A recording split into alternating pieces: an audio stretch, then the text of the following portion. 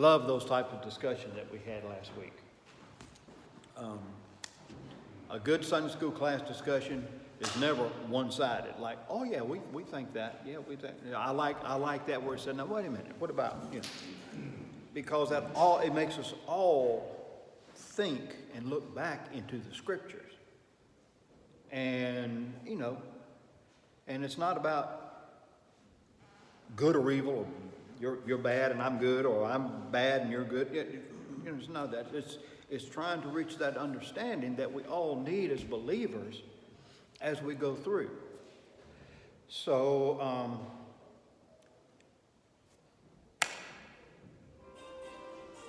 there you go. That's what I'm talking about.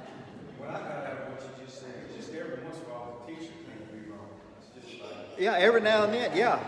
I can guarantee, you know, that I do not know it all. I can guarantee that. I try to be as knowledgeable as I can be and scripture-based as I can be, which is why, you know, the rapture of scripture is at the end of the tribulation and not before. Just saying, but would dearly love to be wrong, you know, with that. But other questions that you have, any questions that, you know, may have come up last week out of our discussion that you would like to visit again? Once again, if not, we'll go to Hebrews and look at the confusion I created there. But any other questions that may have come up from our discussion last week regarding any of the end time elements that we looked at or something we haven't looked at?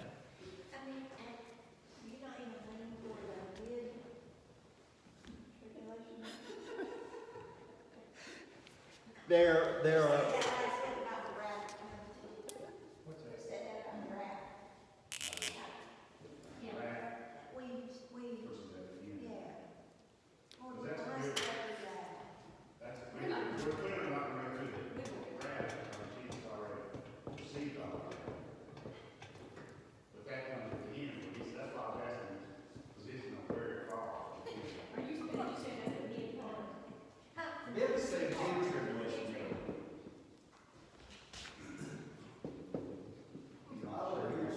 Okay. Now, yeah. You didn't see the video? Oh, well, it's online. You can look. Yeah. Now, these are the three main theories. And we call them theories because we don't know. It was interesting that, you know, I mentioned the video that Brad and Jerry sent me of, what's the preacher's name? Smithworth or? He ain't from around here. Yeah, he ain't from him. But one of the interesting things that he said that the rapture is a signless event.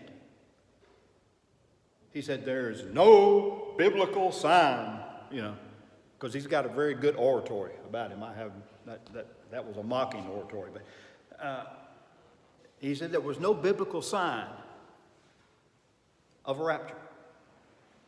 It's going to be a total surprise. Well, now Matthew 24, Jesus said, when you see leaves coming up on the tree, you know it's nigh. So there are things that point to the coming again of Jesus, whether you go one of these three, and we'll look at these. But pre-tribulation is what has been, this has been a teaching for about 100 years. It's a relatively new teaching. It came into focus around 1900, late 1800s, early 1900s.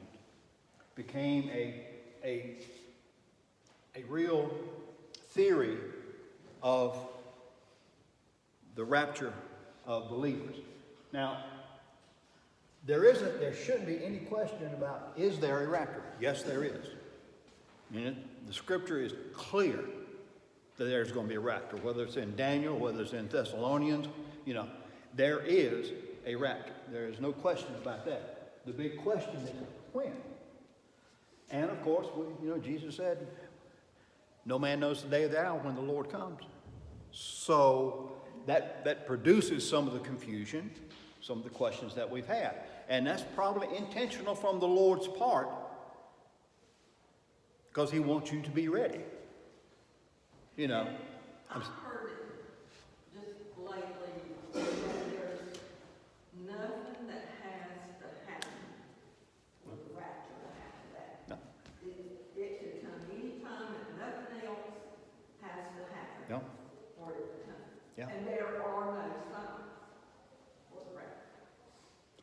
well, the fact that there's nothing else that has to happen are the signs that says the rapture could take place at any moment. So, you know, to say that it's signless, you know, discounts all of the fulfilled prophecy that we've seen that says these things will happen before the Lord comes. So the fulfillment of these prophecies is a sign in themselves to us.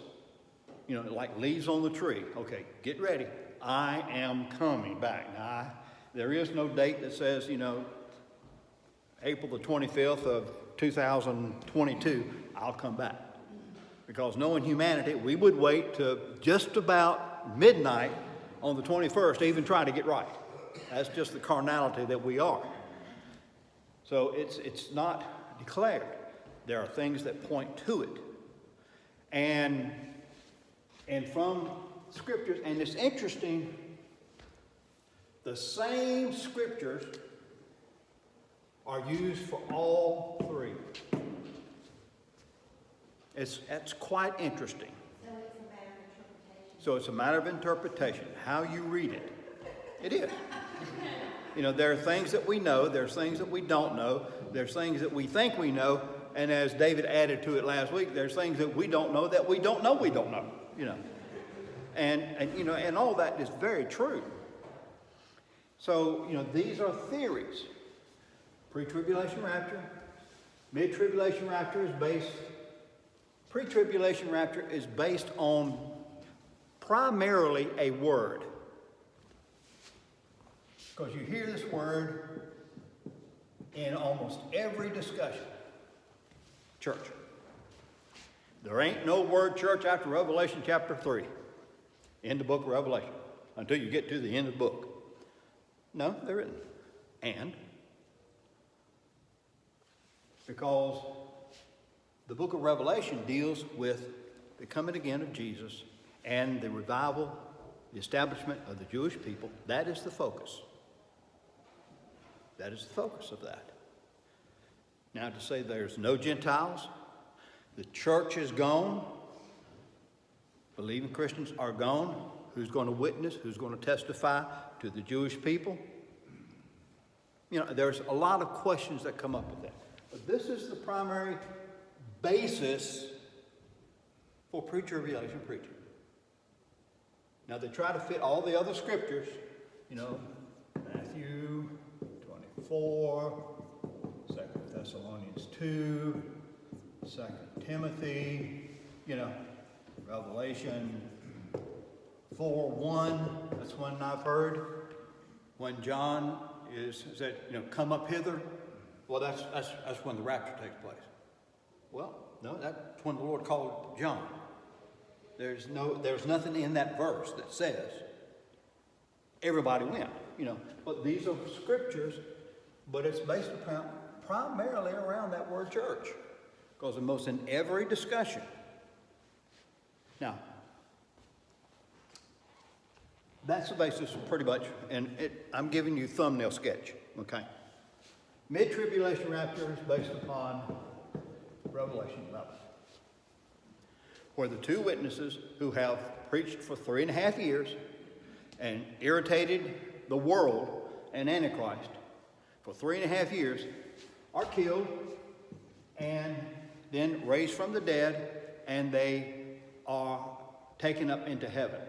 That taking up into heaven for mid-tribulation rapturists, that's when they say this happens.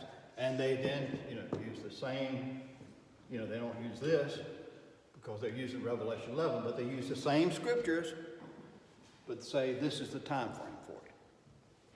Could it be? Could just as easily be as pre-tribulation. I mean, yeah. Would you define pre, mid, and post? Because I'm just trying to understand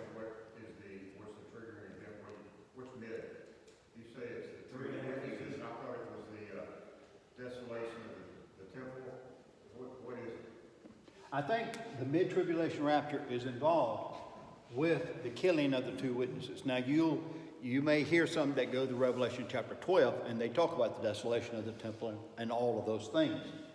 So the witnesses come before the Yeah. desecration or after the desecration? Before. Because they preach for 1,260 days, 1100, in chapter 11. At the end of those days, the beast that arises from the abyss will kill them, and their bodies will lay in Jerusalem for 3.5 days, and then they're resurrected and taken into heaven. And it is that event that I think prompts the Jewish revival that brings the nation back to God. They've been preaching for 3.5 years, and there's people that are believing. You have the 144,000 as well that are preaching during that time, probably. But when the world sees these two men come up from the dead after laying in the street for 3.5 days, and they ascend into heaven, the Jewish people are going to realize these guys were right. That's when the covenant becomes broken, because out of the revival, we have Revelation 12, we have the woman who was a sign, she's pregnant, which, I mean, it's not a rarity for a woman to be pregnant. Now, of course, in this world today, you got to call them birthing people. But it's not unusual for a woman to be pregnant, but it is unusual for this woman, because this woman is pregnant. And she gives birth. The birth is the nation, the revival of the nation of Israel. The people. They're already in the land. They have a temple. Something happens either before before the covenant is made, or at the beginning of it. There's something that happens that ends up with the temple being built. So you have the Jewish people in the land, you have a temple rebuilt, you have the beginning of you have the covenant, which starts somewhere, could be after the rapture, for pre-tribulationists, and could coincide with it. But the first 3.5 years is the ministry of the 144,000 and the two witnesses. Mid-tribulation, Revelation 11, the two witnesses are killed.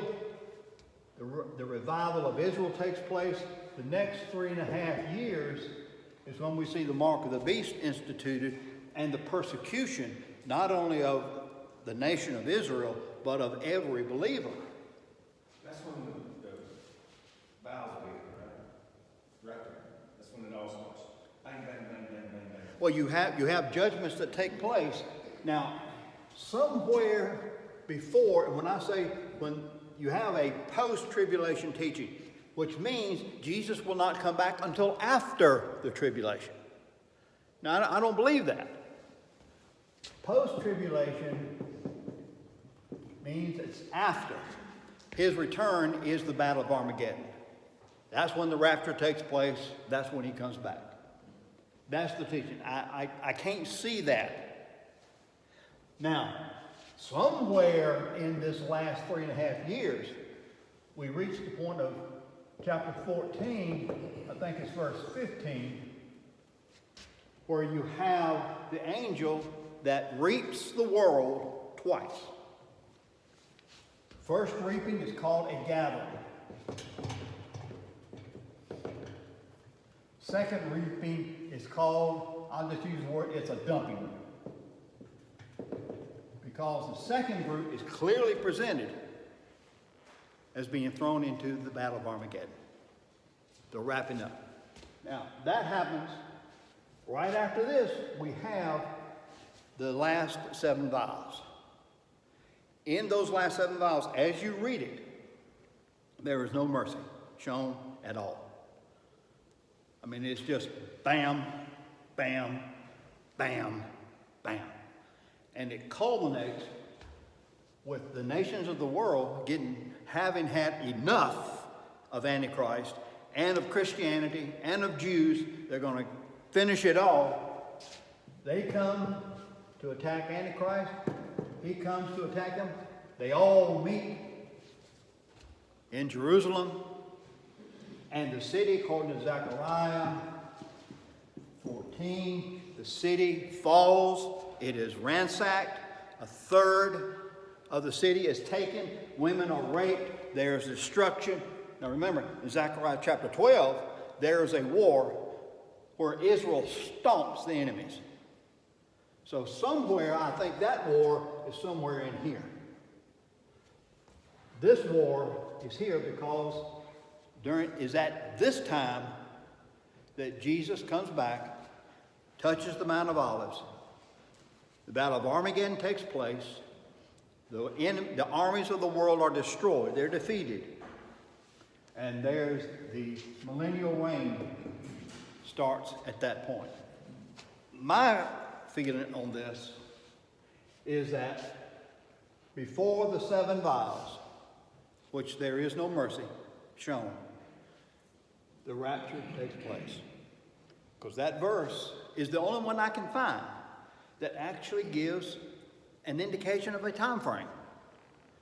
Now, I have heard it said, well, this is just referring back to what happened back here. It just seems to me that it doesn't fit. One of the problems with studying the book of Revelation has been for people is that they jump all over. Well, this is prefiguring this, and this hasn't happened yet, but this is prefiguring this, and then you have to go back. So in looking at the book of Revelation, I have tried to see it as chronologically as I can. Could that not be, let's just say, you know what I'm at work. Uh-huh. And me and Rob sit there talking, right? And there's people in the room that don't say nothing, but they listen to everything we say, they're listening to it. And even that video we sent you, he said it. He said, when we're raptured out, Google's still gonna work. This is the devil. He said, people's gonna be Googling videos just like this to see what they can do to be saved. So let's just say hypothetically. I'm just throwing it out there. That's what we do. We go right here, right at the beginning, we go. So then we get to the mid part, they're preaching. Now people, from that point to that point, he's trying to save as many people. So I'm talking about Jesus, he's trying to save as many people. Now he's got all these people trying to get saved now.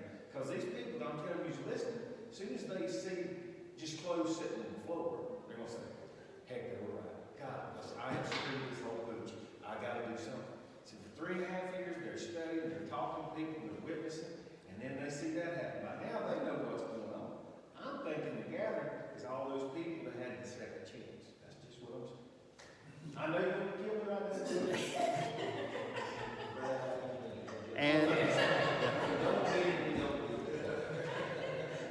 And it's possible.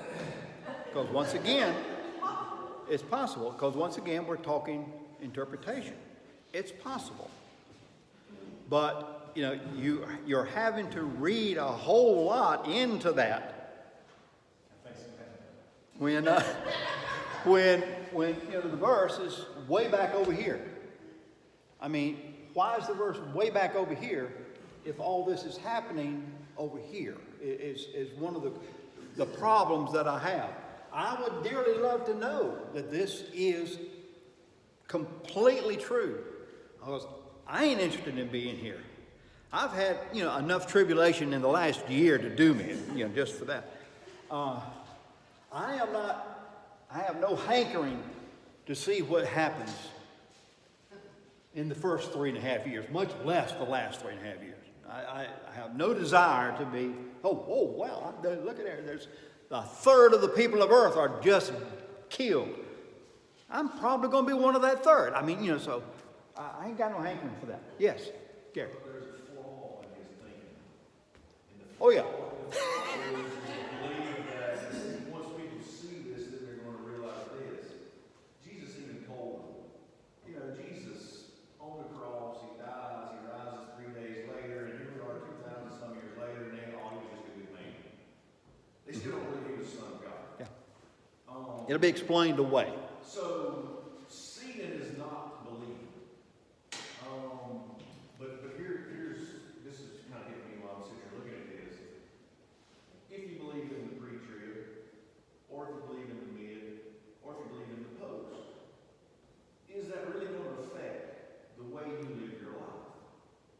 No, it shouldn't. Your life will change based on what tribulation will happen here, so I can go this way, Or it's here, as a Christian, it really doesn't matter if it's pre-mid or post.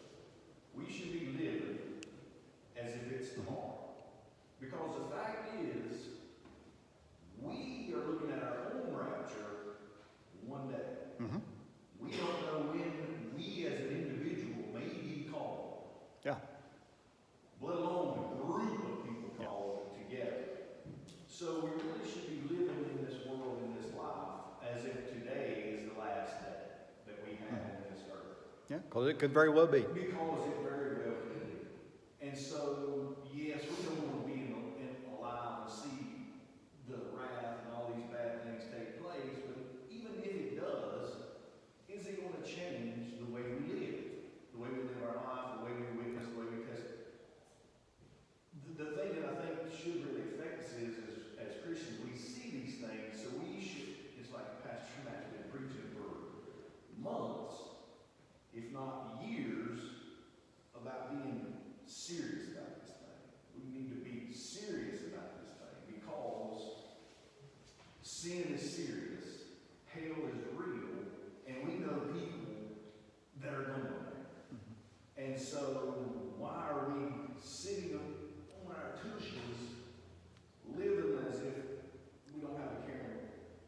And so this is just kind of hitting me here this morning, looking at this, and finally, I try to personalize it to myself as to, I tend to believe the pre-trib, but does it really affect the way I live in my life? Should it No. change the way I live? Yeah. Jesus didn't say, watch 3 months from now. Watch 2 years from now. He said, watch. So, that's, as a Christian, that's what we do. And we looked at that in Matthew 24, what, in those parables, what watching really means. And no, all of this, if you will, is totally irrelevant to us as a believer. Because as a believer, we win regardless. We win because we're believers. I think what bothers us as Christians is that there's a lot of mess that's going to happen. And I really don't want to be here for that. I can understand that. But that's where all this comes from for a lot of us, is that, like the old saying is, everybody wants to go to heaven, but nobody wants to die. We all are looking forward to being taken up to heaven, but I really would like to be taken up before God decides to do something about what's going on down here. And hopefully he will. But it's kind of like when Habakkuk was, saying, Lord, you got to do something about this world. You got to do something about this city. You got to do something. The Lord said, okay, sit down, son. I'm going to tell you what I'm going to do. I'm bringing the Babylonians, and they're going to tear this country up, and they're going to destroy this city. And Habakkuk said, no, wait, I didn't mean that. They're the bad people.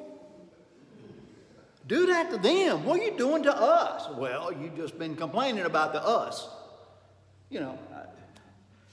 So there's times that believers get caught up in the judgment of God. I got a question. You might have already explained this. You probably did. The vials and the terrible things that are going to happen in that last 3.5 years. If we were here, we would just be watching this happen to everybody else. We would be watching and trying to survive because we are going to be blamed for all that's happening through here. Just like we're being blamed now. It's the evangelical, conservative, white Christian. That's the reason Will Smith slapped, what's his name? It's our fault. We're being blamed for it all now. So when these things happen, we even have in the tribulation period, we have the release of the locusts. Remember in chapter 8 or chapter 8 or first part of 9, the release of the locust that stings the people of the world, not believers. Satan opens the abyss and tortures. Why? Why wouldn't he attack the believers? Because if the believers are not suffering, guess who's going to get blamed? It's your fault that I'm suffering. How many times have you heard that? It's your fault that I have this problem. And the world will look at it from that standpoint. So we will be here. We will be struggling to live. But will we be subjected to those horrible things? Or are we going to be watching, I guess? I mean, I understand about trying to live, but Yeah, we will probably, if I'm correct, and this happens not post, but near the end, Teresa Garland. you know, then yes, we will see. We will see, and we will be experiencing either the consequence of or being a part of what happens on the earth. Could you take in the judgments that happened during this period of time? You got at least a third of the earth is killed. That's 3 billion people. You know, if you look at it as consequences, just being a believer, even if it's not happening, you seeing these people suffer because you're seeing the effects of you not doing what God called you to do in a roundabout way. Yeah. This is part of our failure, seeing what's happening. Yeah, and so, yeah. I'm saying you can see that two Yeah. different ways. Yeah, so, yeah, I think we will experience it. I think there will be a difference. We will not, because the Lord will be looking after us. Even Revelation chapter 12, with revival, when Satan pours out his flood to destroy the Jewish people, the passage also says that the earth opened and swallowed what the Satan was trying to do. So that there will be a protection, there will be the grace and mercy that we always have had that will be given to us, but we may very well be caught up in the middle of what's going on. Yeah, I think one way of looking at it is, do Christians get cancer?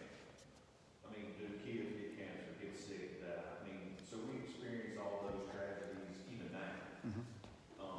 So I don't know why it'd be any different. You know, I'm just thinking, I'm trying to think, it's like, we go through all these trials and tribulations already, to an extent, maybe not to this extent, to this level, but, you know, just living in life, you go through a lot of stuff, and you deal with a lot of stuff, and you just talk about dealing with a lot of tragedy, a lot of Yeah. stuff. So we're not immune to the stuff now, so I don't know why you would be immune to it even then, if we were here. If you're here, yeah, yeah. And, yeah. You know, if we were, but, you know, I'm sitting there thinking, well, we deal with all kinds of stuff, now we're not immune to it.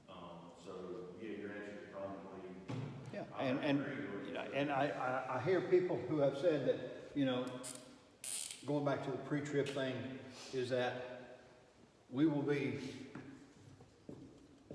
spared from the wrath to come. And God is not going to let us go through the wrath. Okay.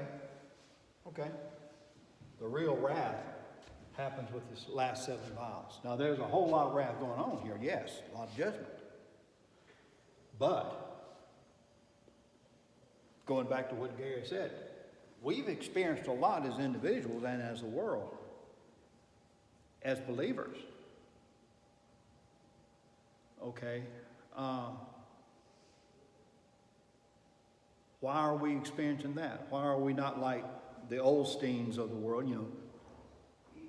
And, you know, if you have enough faith, you won't get sick. If you have enough faith, you can be healed. If you have enough faith. Well, how much is enough? Well, it depends on how much money you give me. another one of the things like disciples, I mean, they were the most devoted of all, and look what they were. Yeah, I mean, you know, so we've never been immune to suffering, whether it's because of our witness or because we lived in a country that happened to have a tsunami or bad earthquake or volcano. You know, So to say that we'll be spared from all this, you kind of begin to go back, oh, why aren't we spared from all that now? Why aren't we spared from the cancer? Why aren't we spared from the accidents? Why aren't we spared from, blah, blah, blah, blah, blah, right on down the line? So that is not necessarily a real strong argument. But when you look at the last 7 vials of wrath, that's what they're called. We'll be spared from that. We'll be raptured before those are poured out. So that verse is fulfilled, but it's fulfilled there. So, I think the magnitude's a whole lot more than what we're experiencing now. It's going to be a major. Oh, yeah. We're dealing with this pandemic or something. It ain't even the crust at the top that we're going to deal with Oh, yeah. as we get closer. So I think the magnitude is going to be a greater, and that's what's going to intensify. Yeah. This 7 years, and that's why, in looking at when does the first 3.5 start, Revelation doesn't tell us. It says that there's the 2 witnesses will preach for 1,260 days, 3.5 years. It doesn't say when that starts. Daniel tells us when that starts is when a covenant is made with the Jews. That's when the last week of years takes place. So in Revelation, we have to kind of guess our best interpretation of when that starts. Now, I believe, my interpretation, is that it starts in Revelation chapter 8. Because there's silence in heaven for half an hour, and then judgments begin to be poured out. I think that's when that starts. If not, then the most likely time frame comes in Revelation chapter 11 when it talks about the 2 witnesses for 3.5 years. If that's so, then chapters 8 and 9 and 10 may happen before that last week of years. Now that's kind of scary to think about. That whether it doesn't make any difference what you believe, we're going to experience some mess in this world because the world is going to be attacked. God begins to attack the world in Revelation chapter 8. The first several events that take place are destructive events upon earth. The last of that series of 7 are events that attack the emotional, mental, and spiritual state of the world, of what's going on in the world. So I think the first 3.5 starts Revelation 8. Revelation is not clear as to when that day is in the book. So I'm thinking it's Revelation 8. Some say it's Revelation chapter 4, verse 1. Or it could be Revelation chapter 11. If so, then you and I are going to experience events of the magnitude that we have never seen before in this world. And that's going to be scary. Now, we're Christians. God is going to be with us. He's going to take care of us. And by taking care of us, he may say, I'm going to give you the strength. I'm going to rescue you from the spiritual failure in this. I'm not going to rescue you from hurting. That's what he told Jeremiah. Jeremiah chapter 1. I will rescue you. Told him twice. I'm calling you to be a prophet, and I'm going to rescue you. Told him twice. And for the next 40-some years, he suffered. Well, look how people panicked over this pandemic deal, and how we've seen people that we haven't seen no more in church since then. And I'm not saying that they're, scared and hiding, but it makes you think, where is the true trust? Where's the true faith? Where's the true, I think sometimes he sends us tests. Let's see what these people are going to The Lord, the end time events will cull Exactly. those that profess to be Christians from those who are Christians. Going back to Matthew chapter 24 again. You know. And I think there will be a culling. I think we have seen some of that. We have seen some of that within social media. People who, you know, they've taken stands until it cost them $1. And when it cost them, they changed their stand, or they adjusted their stand to fit more with society so that people will continue to pay them the money to do whatever it is they're doing. And I think the Lord uses those type of things to say, okay, you know, the world needs to see the true Christian. I already know, God says. The world needs to see, and the church needs to see, true Christians. Things happen. And you see people falling aside. You see people blaming God. You see people, all this stuff. And it has a culling effect.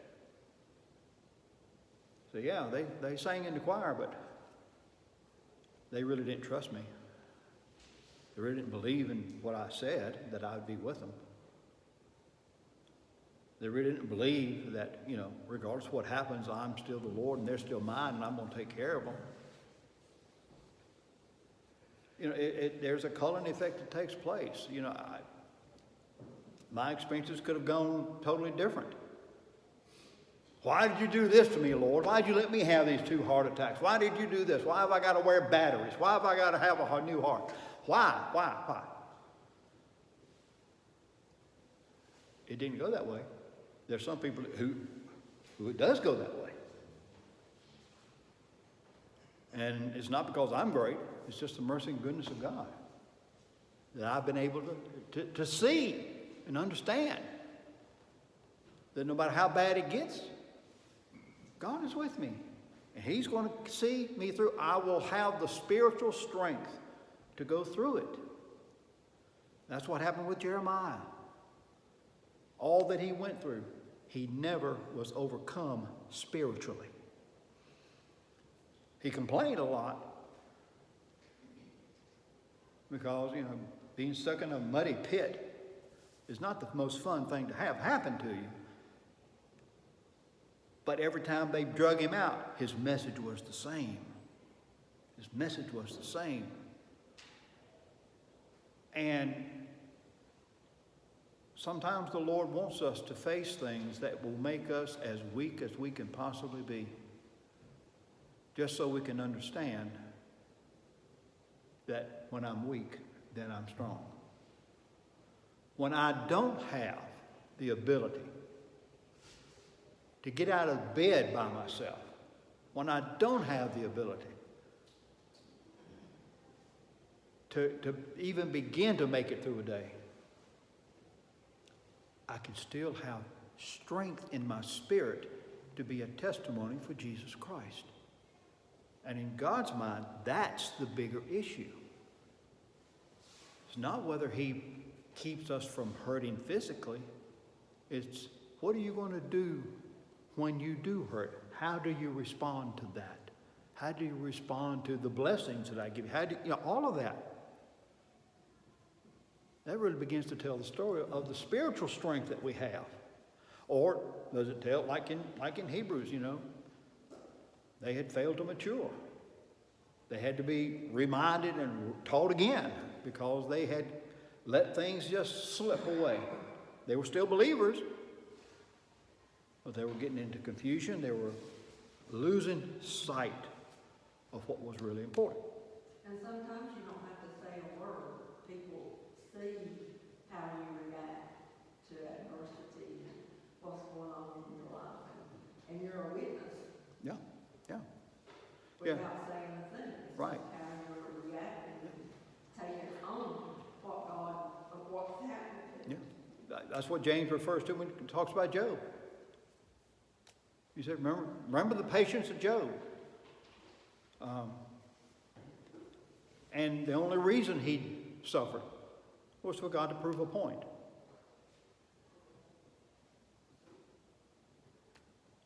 Satan said twice, he said, if you let me get my hands on him, he'll curse you to your face. The Lord said, well, okay, go ahead. You can't kill him, but you go ahead. Well, and for us today, I think you said God did it because he tried to before, but also for us today, that story is for us. Yeah, yeah. I think sometimes we go through stuff to be a story.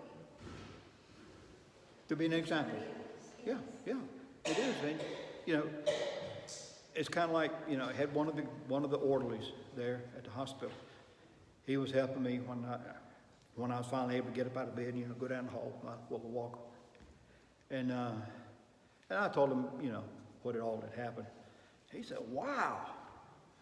He said, you've really kicked some up here in this hospital. I said, no. I said, it won't me. I said, that's Jesus. Gave me an opportunity. And how we respond, and it's going to be true here, how we respond. If this is true,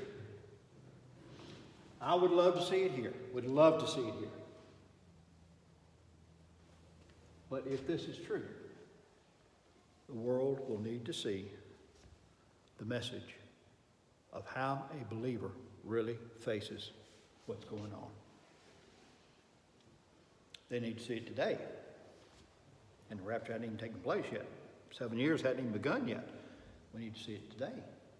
In all of us, they need to see it in all of us.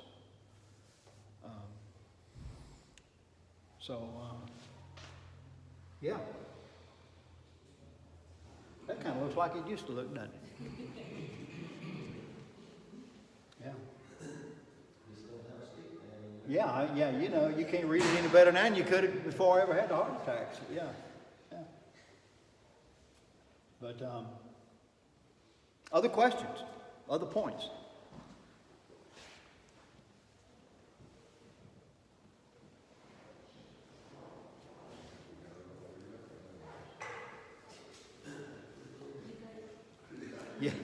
Yeah. If you are right, I'd like to see in chapter 8 how they blame all the vials in the front. That's all we're doing. No, they probably will. I mean, you know, it's amazing what they're still blaming him for. Yeah. If he would have taken better care of the environment, then, you know, the locusts wouldn't be on us. Yeah. Thank you all.